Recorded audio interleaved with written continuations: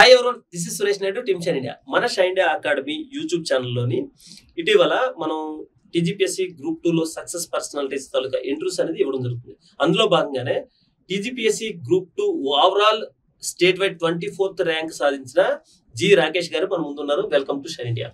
Congratulations for your big success. అయితే మన రాకేష్ గారు ప్రెసెంట్ ఏంటంటే గ్రూప్ 4లోని సిరిసిల్ల కలెక్టరేట్ ఆఫీస్ లో ఎక్సైజ్ డిపార్ట్మెంట్ లో జూనియర్ అసిస్టెంట్ గా వర్క్ చేస్తున్నారు. అయితే ఇప్పుడు మీ తాలూకా సక్సెస్ కన్నా ముందు మీ ఫ్యామిలీ బ్యాక్గ్రౌండ్ ఒకసారి మన యూజర్స్ కి చెప్తారని ఆశిస్తున్నాను. Firstly, thank you to Shine India, especially Said sir, Suresh sir and team andarki kuda. Thank you so much. My family background వచ్చేసి I'm from a village, Ajanasisal district లో అనంతగిరి అనే గ్రామం నుండి వచ్చాను. మా ఫాదర్ వచ్చేసి మోటార్ వైండింగ్ వర్క్ చేస్తూ ఉంటాడు and my mother is house wife. నా స్కూలింగ్ మొత్తం అక్కడే జరిగింది. 10th వరకు కేరళ మోడల్ స్కూల్ అనే ఒక స్కూల్లో నేను స్కూలింగ్ చేశాను. దాని తర్వాత ఇంటర్ సిఏ చేద్దామని చెప్పేసి ఎంఈసి శ్రీ మేధావి అని కూకట్పల్లిలో జాయిన్ అయ్యాను. ఆఫ్టర్ ఇంటర్ నేను సిఏ అనేది డిసిషన్ చేంజ్ చేసుకొని క్రికెటర్ అవుదామని ప్రొఫెషనల్ క్రికెట్ ట్రైనింగ్లో జాయిన్ అయ్యాను విత్ ఫాదర్ సపోర్ట్. సో అప్పుడు ఆ క్రికెట్ ట్రైనింగ్ చేస్తూనే నేను ఐఐఎంసి కాలేజ్లో బీకామ్ హానర్స్ చేస్తూ ఓయూలో పీజీ కూడా కంప్లీట్ చేశాను. దెన్ ఆఫ్టర్ 2021లో ఆ టైంలో కోవిడ్లో నా క్రికెట్ కెరియర్ కొంచెం బాగాలేదనిపించి I want to change my decision. So అప్పుడు నేను కాంపిటేటివ్ ఫీల్డ్స్లో రాద్దాం, పబ్లిక్ సర్వీస్ అనేది ఒక మంచి ఆప్షన్ అని నేను కాంపిటేటివ్ ఫీల్డ్స్ వచ్చేసాను. అయితే ఈ కాంపిటేటివ్ ఫీల్డ్కి వచ్చే ముందు మీరు క్రికెట్లో ప్రాక్టీస్తో పాటు క్రికెటర్ అవుదాం అనుకున్నారు కదా. సో ఈ క్రికెట్ లైఫ్లో సక్సెస్ అయితే ఈ గ్రూప్ 2 ఆఫీసర్తో పోల్చుకుంటే అంటే యూపీఎస్సీ కన్నా గొప్ప లైమ్ లైట్లో ఉన్నది సెలబ్రిటీ స్టేటస్ కదా. అలాంటి క్రికెట్ వదిలేసి గ్రూప్ 2కి రావడానికి ప్రధాన కారణం అంటే ఏం చెప్తారు? యాక్చువల్లీ నేను క్రికెట్ ఎంచుకోవడానికి కారణం ఏదైనా మనం చేసే వర్క్ ఎంజాయబుల్గా ఉండాలని చెప్పేసి, లైఫ్ లాంగ్ చేసే వర్క్ ఇష్టం ఉన్న వర్క్ చేయాలని చెప్పేసి అప్పుడు స్టార్ట్ చేశాను. బట్ అన్ఫార్చునేట్లీ కోవిడ్ రావడం వల్ల నేను అది కంటిన్యూ చేయలేకపోయాను. సో దాని తర్వాత వేరే ఆప్షన్ కింద నాకు పబ్లిక్ సర్వీస్ అనేది ఒకటే అనిపించింది. సో దీంట్లో సాటిస్ఫాక్షన్ కూడా వస్తుంది, పబ్లిక్ సర్వీస్ చేస్తూ కూడా నువ్వు జాబ్ని ఎంజాయ్ చేయొచ్చు అని ఈ డిసిషన్ తీసుకోవడం జరిగింది. ఓకే, అయితే ఇక్కడ మీకు ఒక చాలా ఇంపార్టెంట్ ఇన్ఫర్మేషన్ షేర్ చేసుకుంది ఏంటంటే ఈ కోవిడ్లో చాలా మంది లైఫ్లు అంటే ఆ 2 years 3 years అనేది జీరో అయిపోయినాయి. కానీ కోవిడ్ రావడం అనేది మీ లైఫ్లో చాలా బిగ్ చేంజ్ తీసుకొస్తుందని మీరు బలంగా నమ్ముతున్నారా? నేను కాకుండా మా ఫాదర్ అయితే చాలా హ్యాపీ ఫీల్ అయ్యాడు. నేను క్రికెట్ వదిలేసి బుక్ పట్టానని చాలా హ్యాపీ ఫీల్ అయ్యాడు. అన్ఫార్చునేట్లీ అయినా సరే ఇప్పుడు నాకేం రిగ్రెట్ లేదు నేను ఈ ఫీల్డ్లోకి రావడం, ఇందులో సక్సెస్ కావడం వల్ల. సో నా పబ్లిక్ సర్వీస్లోకి రావడం వల్ల కూడా నాకు ఎట్లాంటి రిగ్రెట్ ఏం లేదు. My father is happy, so I'm happy. Okay, ఇంకో వాల్యుబుల్ ఇన్ఫర్మేషన్ ఏంటంటే మనకి ఏదైతే గవర్నమెంట్ అనేది అప్పుడప్పుడు ఈ పబ్లిక్ సర్వెంట్స్ తో పాటు ఈ పొలిటికల్ ఉన్నారు కదా, పబ్లిక్ సెక్టర్ లో ఉన్న పొలిటీషియన్స్ వాళ్ళకి మీకు కలిపి ఈవెంట్స్ కండక్ట్ చేస్తుంటారు. అప్పుడు మీ తాలూకా క్రికెట్ పెర్ఫార్మెన్స్ అనేది అక్కడ చూపించడానికి కంటిన్యూ చేస్తారా, లేదంటే జస్ట్ లైక్ వదిలేసాను కదా అని వదిలేస్తారా? లేదు, మళ్ళీ కంటిన్యూ చేద్దాం అనుకున్నాను. ఎందుకంటే అది ఫిజికల్ ఫిట్నెస్ కూడా చాలా ఇంపార్టెంట్ కాబట్టి యాజ్ ఏ హాబీ నేను అది కంటిన్యూ చేద్దామని అనుకుంటున్నాను. క్రికెట్ నుంచి మీరు నేర్చుకున్నది ఈ గ్రూప్ 2లోని ఏదైనా అంటే అప్లై చేసి సక్సెస్ అయ్యా అంటే సక్సెస్ కి అది కూడా కొంత ఇంపాక్ట్ చూపించింది అనేది ఏదైనా ఉందా? Actually thanks for asking this question. నేను నా మోస్ట్ ఆఫ్ ది ప్రిపరేషన్ చేస్తున్నప్పుడు చూపించిన క్యారెక్టర్స్ అన్ని నాకు డెవలప్ అయింది నేను క్రికెట్లో నా ప్రొఫెషనల్ ట్రైనింగ్ తీసుకున్నప్పుడే.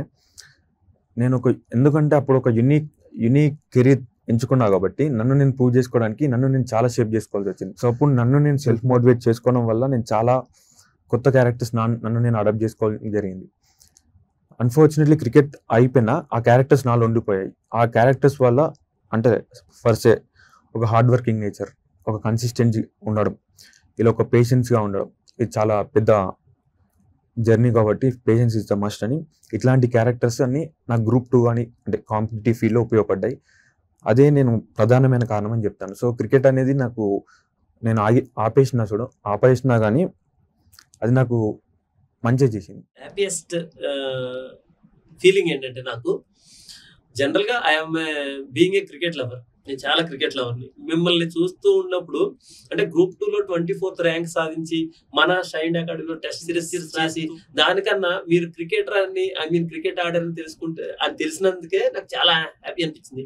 మోర్ ఓవర్ ఆల్రెడీ మనం ఏది కెమెరా కన్నా ముందు మనం డిస్కస్ చేసుకునే పాయింట్ లో భాగంగా మీరు తిలక్ వర్మతో డైరెక్ట్ గా ఆడకపోయినా మీ ముందు వాళ్ళు ఆడారని, లేదంటే వాళ్ళు వేరే టీం అని, సిరాజ్ కి ఆపోజిట్ గా ఆడారని చెప్పడం జరిగింది.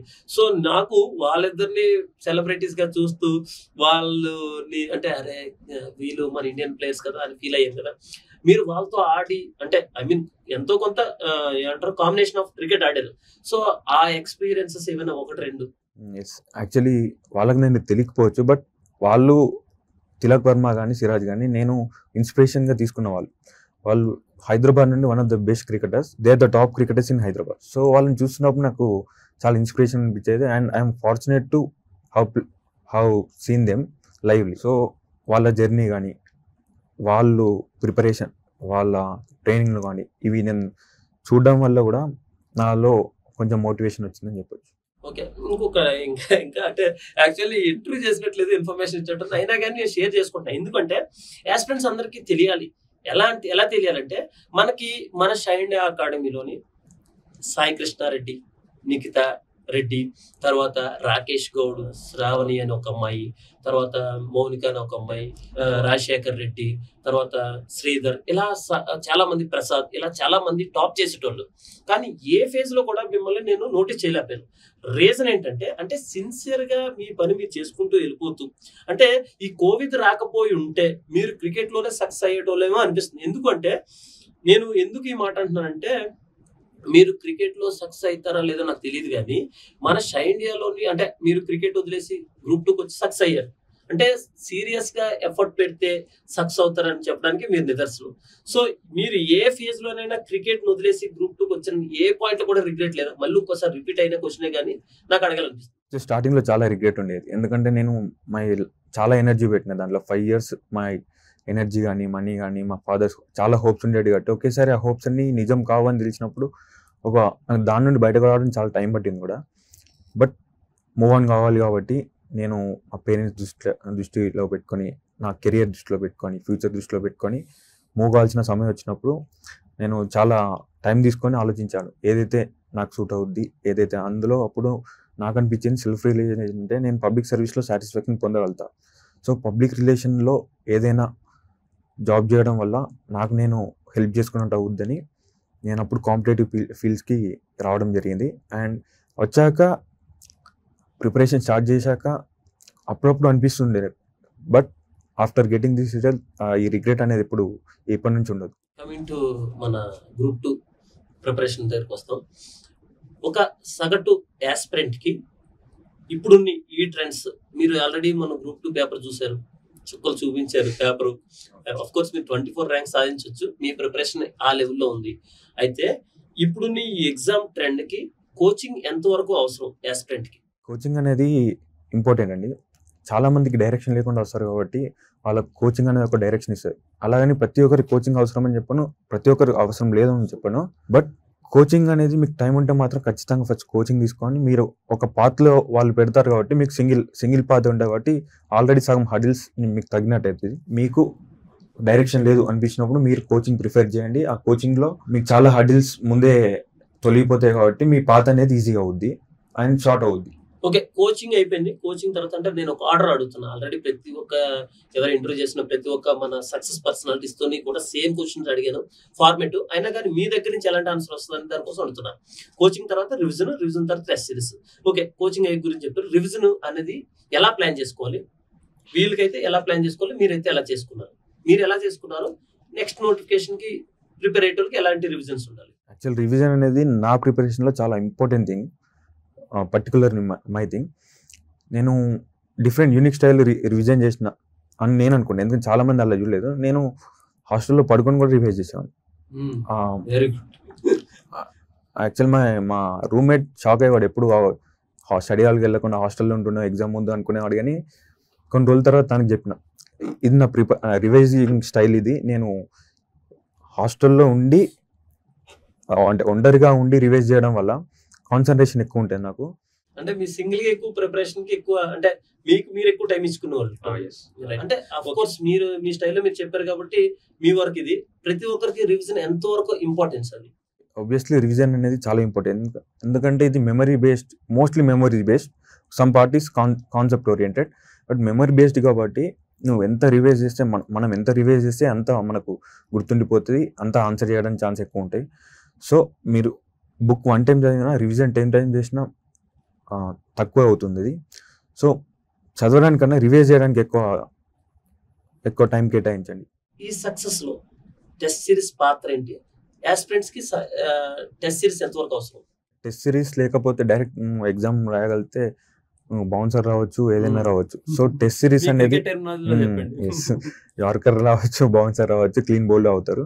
సో అట్లాంటి ఛాన్స్ మీకు రాకూడదంటే, సిచ్యువేషన్ మీకు రాకూడదంటే test series from the start of your preparation మీ స్టార్టింగ్ నుండే టెస్ట్ సిరీస్ రాసినా మీకు కొంచెం మనీ అవుతుంది అది అనిపించిన ఇట్స్ పర్లేదు, it's worth.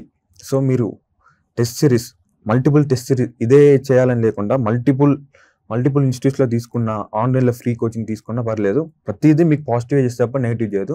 So more than preparation I prefer test series is the important thing after revision. అంటే మనం మెయిన్ మ్యాచ్ లోకి వెళ్ళేటప్పటికే ప్రాక్టీస్ లోని బౌన్సర్ అయినా అక్కడే ఫేస్ చేయాలి, యార్కర్ అయినా అక్కడే ఫేస్ చేయాలి, ఏమంటారు డైరెక్ట్ బౌమర్ అయినా అక్కడే ఫేస్ చేయాలి, out side. Actually I want to add one thing.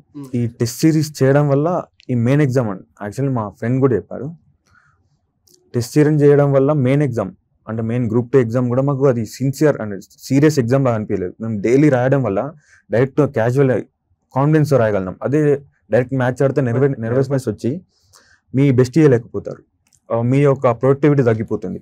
So ఒక్క ఎగ్జామ్లో ప్రొడక్టివిటీ తగ్గితే మళ్ళీ ప్రూవ్ చేసుకోవడానికి ఆ ఎగ్జామ్ ఎప్పుడు వస్తుందో తెలియదు. సో మీరు ఛాన్స్ తీసుకోకూడదు. సో మీ మ్యాచ్ ప్రిపేర్ అయ్యాలంటే మీరు మ్యాక్సిమం టెస్ట్ సిరీస్ని ప్రిఫర్ చేయండి. టెస్ట్ సిరీస్లో ఇంప్రూవ్ అవ్వడానికి ట్రై చేయండి. ఇంప్రూవ్ అవుతున్న కొద్దీ it will be easy for the main match. మీకు మీ మ్యాచ్ ప్రాక్టీస్ కి మీ మ్యాచ్ ప్రాక్టీస్ అంటే మీ మెయిన్ ఎగ్జామ్ కి మన టెస్ట్ సిరీస్ అనేది ప్రాక్టీస్ మ్యాచ్లు ఎలా ఉపయోగపడ్డాయి? Actually shine India test series గురించి చెప్పాలంటే మా ఫ్రెండ్ సాయి కృష్ణ అని నాకు ఇక్కడ రిఫర్ చేశాడు. ఫినాన్షియల్లీ మేము కొంచెం పూర్ కాబట్టి నాకు అనిపించింది అఫోర్డబుల్గా ఉండడం అనేది నా ప్రయారిటీ ఉంది. అప్పుడు షైన్ ఇండియాది నేను అఫోర్డబుల్గా ఉంది అని తీసుకున్నా, బట్ వచ్చాక తెలిసింది అఫోర్డబుల్ అండ్ క్వాలిటీ కూడా చాలా మెయింటైన్ చేస్తారు. సో ఈ క్వాలిటీ నన్ను ఇంప్రూవ్ చేసుకోవడానికి చాలా ఉపయోగపడింది. అందరితో ఫీడ్బ్యాక్ తీసుకొని ప్రతిసారి ఇంప్రూవైజ్ చేస్తూ ఉంటాను. అందరి దగ్గర ఫీడ్బ్యాక్ తీసుకొని ప్రతి పేపర్ని ఇంప్రూవైజ్ చేసి మాకు తగ్గట్టు, మా నీడ్స్కి తగ్గట్టు అడాప్ట్ అయ్యి మాకు మంచి టెస్ట్ పేపర్ కానీ క్వాలిటీ పేపర్ కానీ అందించారు. So it help me last స్టేజ్లో నేను షైన్ ఇండియా రాశాను. ఆ లాస్ట్ స్టేజ్లో రాయడం వల్ల నాకు ఖచ్చితంగా హెల్ప్ అయిందని చెప్పగలుగుతాను. Okay, thank you so much. అయితే చివరిగా కొత్తగా ప్రిపేర్ అవుతున్న వాళ్ళకి ఒక మెసేజ్ ఇవ్వాలంటే నేను ఇస్తాను, ఒక 2 lines. కొత్తగా ప్రిపేర్ అవుతున్న వాళ్ళకు యాక్చువల్లీ ఇది కాంపిటేటివ్ ఎగ్జామ్. సో చాలా మంది ప్రిపేర్ అవుతారు, లాక్స్ ఆఫ్ పీపుల్ ప్రిపేర్ అవుతారు, బట్ పోస్టులు అనేవి తక్కువ ఉంటాయి. మీరు డిసిషన్ తీసుకునేటప్పుడే ఎన్ని పోస్టులు ఉన్నాయో మీకు తెలుసు కాబట్టి డిసిషన్ తీసుకునేటప్పుడు పర్సే 500 పోస్ట్ ఉంటే 500 పోస్టులో నేను ఉండగలుగుతా అని ఒక కాన్ఫిడెన్స్ వచ్చినాకనే నేను అది చేయగలుగుతా అన్నప్పుడే రండి. Self belief is important. చాలా మంది సెల్ఫ్ బిలీవ్ చేసి వస్తారు, వచ్చినాక ఇంప్లిమెంటేషన్ చేయరు. చాలా మంది నేను కొట్టేస్తాను, నేను చేసేసాను వస్తారు, కానీ వచ్చాక వాళ్ళు దానికి అడాప్ట్ కాలేరు. సో మిమ్మల్ని మీరు ముందే ప్రశ్నించుకోండి, మీరు చేయగలుగుతారా లేరా అనే ఒక విషయం అయితే కొంచెం చూడండి. కొన్ని రోజుల తర్వాత మీరు చేయలేరు అనిపిస్తే మీరు సైడ్ లైన్ అనేది కూడా బెటర్. ఎందుకంటే ఇక్కడ టైం అనేది ఇంపార్టెంట్. ఈ ఏజ్లో like most of the people like 20 to 30 age మధ్యలో వచ్చేవాళ్ళు కాబట్టి ఈ యంగ్ ఏజ్ అనేది క్రూషియల్ కాబట్టి ఇందులో ప్రిపరేషన్లో టైం వేస్ట్ చేయడం కరెక్ట్ కాదు. సో మీరు వచ్చే ముందే చాలా ఆలోచించరండి. ఒకవేళ వచ్చాక నో లుకింగ్ బ్యాక్. మీరు ఖచ్చితంగా లిస్ట్లో ఉండాలి అనే ఉద్దేశంతో చదవాలి, సక్సెస్ అయ్యి వెళ్ళాలి అన్నప్పుడే రాండి. సైన్ కాకుండా మీకు హ్యూమన్ గా అంటే మీ మదర్ కావచ్చు, ఫాదర్ కావచ్చు, ఫ్రెండ్స్ కావచ్చు, ముగ్గురు పేర్లు అంటే ముగ్గురికి ఈ క్రెడిబిలిటీ మీ సక్సెస్ లో ఇవ్వాలి అంటే ఆ ముగ్గురు పేర్లు ఏవేమని చెప్తారు? యాక్చువల్లీ ముగ్గురు పేర్లలో మా ఫాదరే డామినేట్ చేస్తారు. సో మా ఫాదర్ అని నాకు ఎట్లా ప్లాట్ఫామ్ క్రియేట్ చేశారంటే నాకు చదువుకోవడం తప్ప ఇంకెట్లాంటి ప్రాబ్లం లేదు. చదివి కొట్టడమే నా ఒక ప్రాబ్లం, మిగతా అన్ని తను చూసుకుని నా దాకా రానియలేదు. So he's the biggest pillar. So నేను 3 ఆయనకి ఇవ్వాలనుకుంటా, బట్ దేర్స్ లిటిల్ థింగ్ అంటే ఫాదర్ ఈస్ మస్ట్ అండ్ మిగతా ఫ్యామిలీ కూడా ప్లేస్ ఇంపార్టెంట్ రోల్. వాళ్ళు చెప్పనక్కర్లేదు. బట్ స్టిల్ నేను మా ఫాదర్కి ఎక్కువ ఇవ్వాలనుకున్నాను కాబట్టి వాళ్ళు ఓవర్ షాడ్ అయిపోతుంది. But their efforts also are very good. ఇంకొకరు like friends, there lot of friends ఇక్కడికి వచ్చాక ఫ్రెండ్స్ అయిన వాళ్ళు ఉన్నారు, ముందు ఫ్రెండ్స్ అయిన వాళ్ళు. సో నా ప్రిపరేషన్లో నన్ను నమ్మి ఒకవేళ నేను డౌన్ ఉన్నప్పుడు నాకు హెల్ప్ చేయడం, నన్ను మోటివేట్ చేయడం లాంటివి చేయడం. కొందరు ఫ్రెండ్స్ లైక్ సాయి కృష్ణ రెడ్డి లాంటి వాళ్ళు ఆబ్వియస్లీ ఉంటుంది. తను నేను ఒకే హాస్టల్. తను నాకు డైరెక్ట్గా ఏం చెప్పకపోయినా తన యాక్షన్స్తో చాలా ఇన్స్పైర్ అయ్యాను. లైక్ నేను కొట్టేస్తాను, నేను చేసేస్తాను నాకు ఉండేది, నా బిలీఫ్ నాకు ఉండేది. బట్ నా యాక్షన్స్కి తన టాపర్ యాక్షన్స్కి తేడా ఉంది అని గమనించిన. సో తను చేస్తున్న యాక్షన్ అంటే కొంచెం నేను టైం తీసుకుంటాను, కొంచెం టైం వేస్ట్ కూడా చేస్తాను. సో నేను అనుకుంటున్నా అవుదా అని, కానీ రియాలిటీకి వచ్చే వరకు అవ్వట్లేదు. ఎందుకు అంటే అక్కడ ఇంప్లిమెంటేషన్లో నేను చాలా మిస్టేక్ చేస్తున్నా అనిపించింది. అలాంటప్పుడు నాకు సాయికృష్ణ లాంటి వాళ్ళు తోడడం వల్ల, అంటే వాళ్ళు తెలియకుండా పరిచయం అయ్యారు, అనుకోకుండా పరిచయం అయ్యారు. బట్ అది చాలా నాకు హెల్ప్ అయిపోయింది. తన నుండి చాలా ఇన్పుట్స్ తీసుకునేవాడిని. తను చూసి ఇన్స్పైర్ అయ్యేవాడిని. తన యాక్షన్స్ తను ఏం అంటే ఇట్లా అట్లా ఏం చెప్పడు. ఈ ఓన్లీ అంటే యాక్షన్స్ మాత్రం చూపిస్తారు. తన యాక్షన్స్ చాలా నేర్చుకోండి. మీరు త్వరలో 2025లో వచ్చే గ్రూప్ 1లోని స్టేట్ వైడ్ ఇప్పుడు 24 ర్యాంకు గ్రూప్ 2లో సాధించారు. స్టేట్ వైడ్ వచ్చేటప్పటికి సింగిల్ డిజిట్ లో సక్సెస్ సాధించాలని. ఎందుకంటే సింగిల్ డిజిట్ లో అంటే 1 అనేటప్పటికి సాయి కృష్ణ వెనకాల ఉన్నాడు, వెనకాలండి నాకు సార్ 1 అని అంటాడు. అఫ్ కోర్స్ మీ ఫ్రెండ్షిప్ చూస్తుంటే అఫ్ కోర్స్ అవసరం అయితే సాక్రిఫైస్ చేసుకున్నా ఉన్నారు, కానీ బట్ కాంప్రమైజ్ ఎవరని నాకు తెలుసు ఇక్కడ ఈ విషయంలో. అందుకని సింగిల్ డిజిట్ లో గ్రూప్ 1 సాధించాలని మనస్ఫూర్తి కోరుకుంటున్నాను. అఫ్ కోర్స్ మీరు యూపీఎస్సీ కూడా ప్రిపేర్ అవుతారు, మీరు సాయి కృష్ణ రెడ్డి. నాకు నమ్మకం ఉంది, బలంగా చెప్తున్నా. హానెస్ట్లీ చెప్పేది ఏంటంటే షైన్ ఇండియా తరఫు నుంచి, నా తరఫు నుంచి, స్పెషల్ గా సైన్స్ తరఫు నుంచి మనస వాచా కర్మన మీకు యూపీఎస్సీ అనేది సక్సెస్ దొరకాలని మనస్ఫూర్తి తెలియజేసుకుంటూ team Shine India thank you so much.